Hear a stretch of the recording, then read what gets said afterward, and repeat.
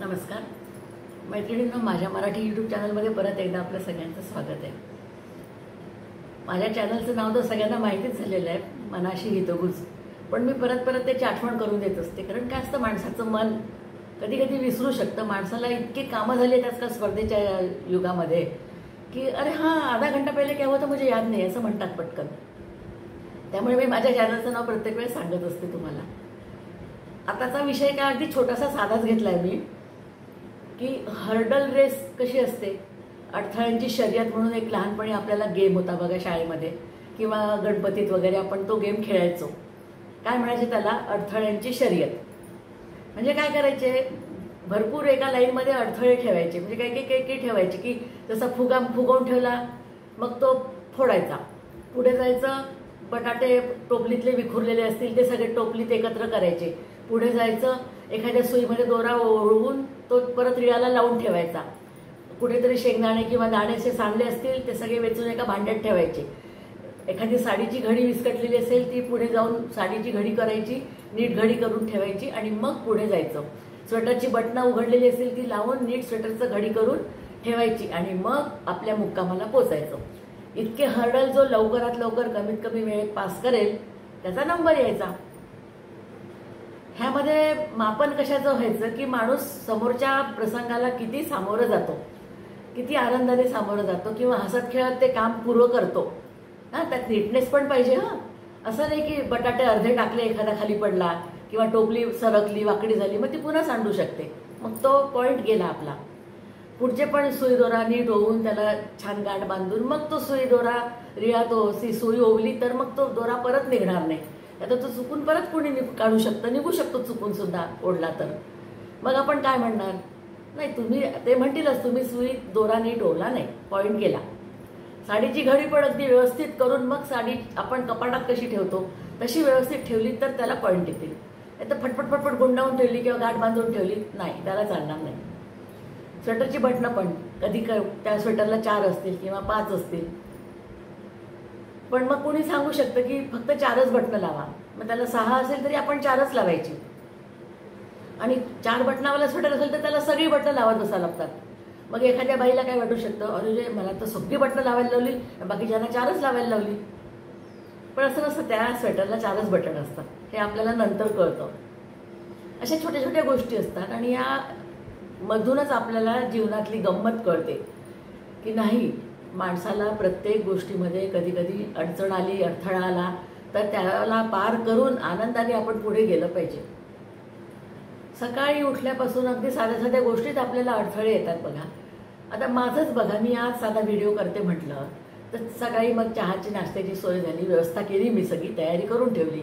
मग आता मी तयारी होऊन काहीतरी करू म्हटलं, मोबाईल वगैरे तयार केला, कुणीही न येणारी व्यक्ती आपल्या घरी आज येणार बेल वाजवून की मी गप्पा करायला आली तुमच्याकडे। सकाळची वेळ आपली गप्पांची असते का, मन नाराज होतं, पण नाही, इट्स ओके। त्यांना आपण सांगू शकत नाही की मी आता घाईत आहे, हां ठीक आहे बसा, 10-15 मिनटं बसा। आयुष्यातले 15 मिनटं कमी झाल्याने आपल्याला काही फरक पडत नाही, पण त्याला आनंदाने सामोरं झालं तर मग त्या समोरच्या व्यक्तीला पण वाईट वाटत नाही। आणि आपण व्हिडिओ करायला लागलो, बाहेर कॉलबेल सतत वाजत राहिली, ते पण आपल्याला डिस्टर्ब होतं। त्याकडे दुर्लक्ष करून पण आपल्याला व्हिडिओ विचलित न होता करायचा म्हणजेच काय लागतं, स्ट्रॉंग मन लागतं, मनाची एकाग्रता लागते। माणसाची मनाची एकाग्रता जर असली तर बाजूला बँड जरी वाजले, ढोल ताशे नगारे जरी वाजले तरी तुम्हाला त्याचा त्रास होत नाही।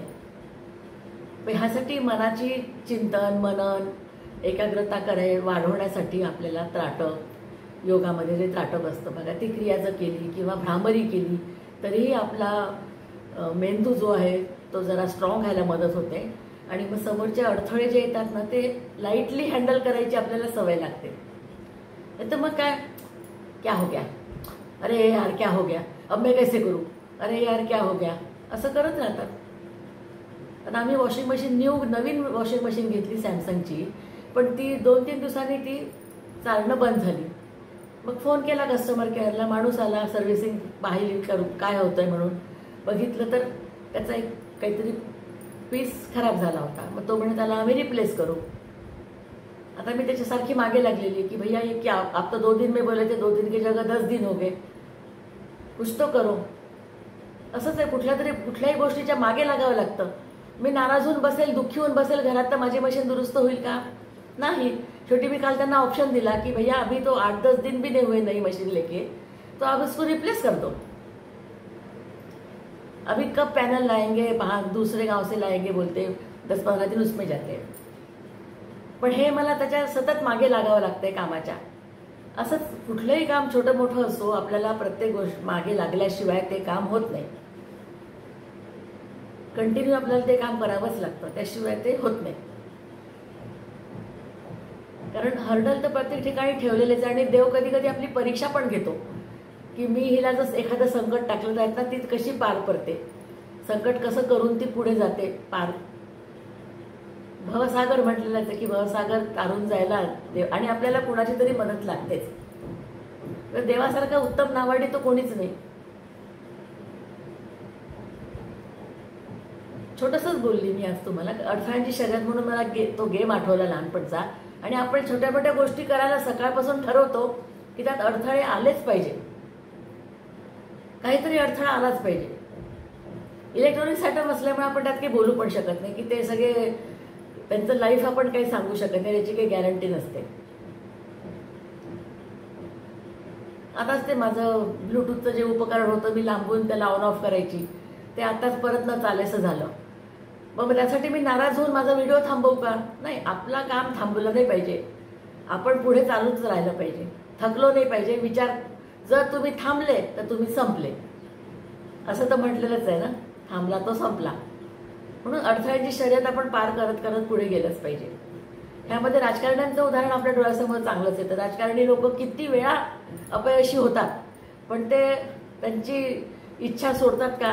नाही. ते समाजसेवा सोडत नाही, नवीन नवीन आयडिया काढत राहतात आणि आपल्याला सतत जनतेच्या समोर आणत राहतात की आम्ही काय काम केलंय, जनतेला दिसलं म्हणजे उद्या तरी आम्हाला जनता चांगलं म्हणेल आणि मत देऊन निवडून आणेल.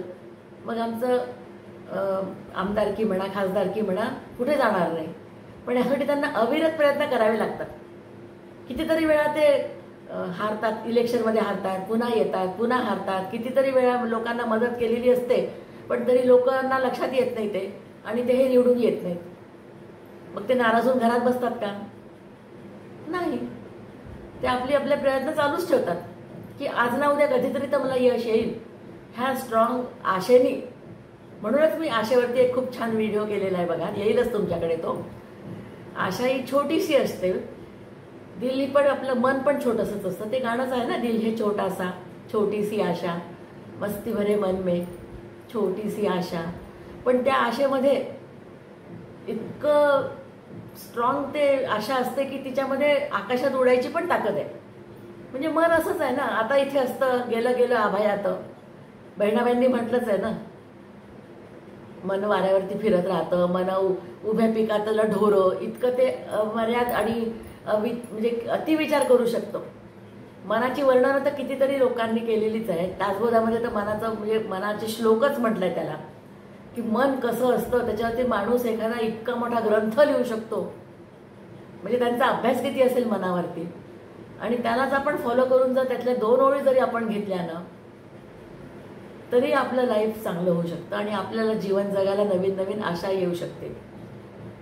दासबोधामध्ये समर्थ रामदासांनी म्हटलंच आहे ना, मनी जगी निंद्यते सर्व सोडून द्यावे, जगी वंद्यते सर्व भावे करावे. म्हणजे जगातलं काय घ्यायचं आणि काय सोडायचं हे पण त्यांनी 2 ओळीमध्ये सांगितलंय बघा. टीकाकार तर आपल्या बाजूला असतातच. तुकारामांनी म्हटलंच आहे ना की निंदकाचे घर असावे शेजारी.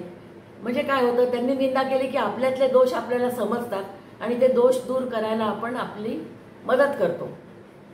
कारण आपले स्वतःचे दोष आपल्याला दिसत नाही ना. आपण जसा गॉगल लावलाय तसा आपल्याला दिसतं. आपण सुंदर गॉगल लावला तर आपल्याला जग सुंदर दिसतं, आपण स्वतः पण खूप सुंदर दिसतो.